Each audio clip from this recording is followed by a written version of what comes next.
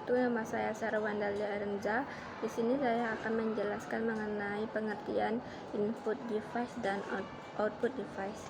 Input atau lebih lengkapnya input device merupakan perangkat masukan yang dipasang sesuai port masing-masing yang berfungsi untuk memasukkan data dan mentransfer data dari luar ke mikroprosesor yang berupa sinyal data, maintenance, atau sinyal input. Biasanya sinyal input berupa data yang masuk dalam mikroprosesor.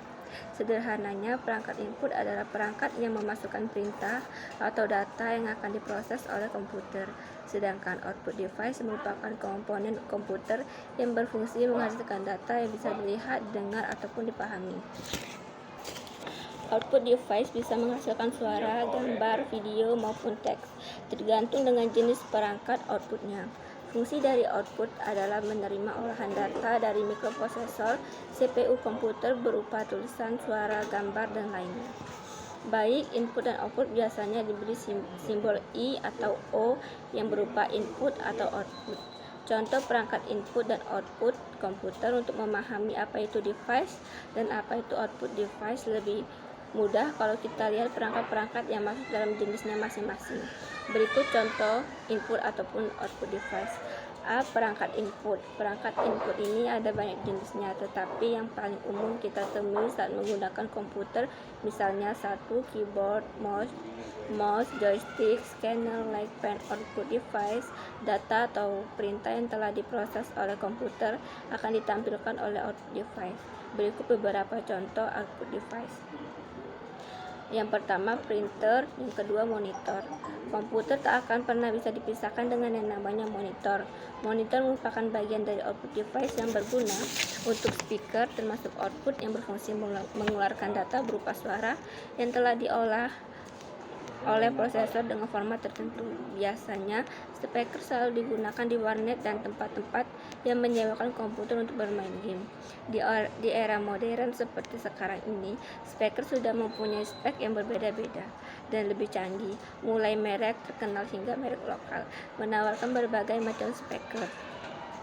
Proyektor menampilkan beberapa macam data yang ingin diketahui oleh pengguna komputer.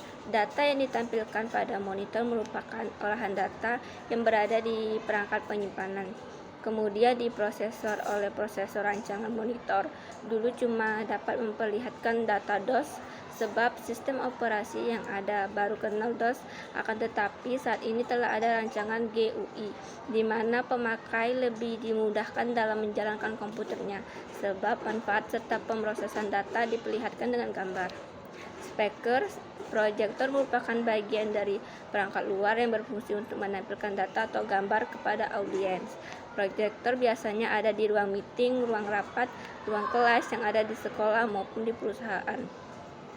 Di era modern seperti sekarang ini, proyektor semakin canggih dan sangat dibutuhkan untuk presentasi. Playtor, headset atau headphone. Headset juga termasuk output untuk mendengar data berupa suara atau visual dari komputer bagi para pengguna komputer.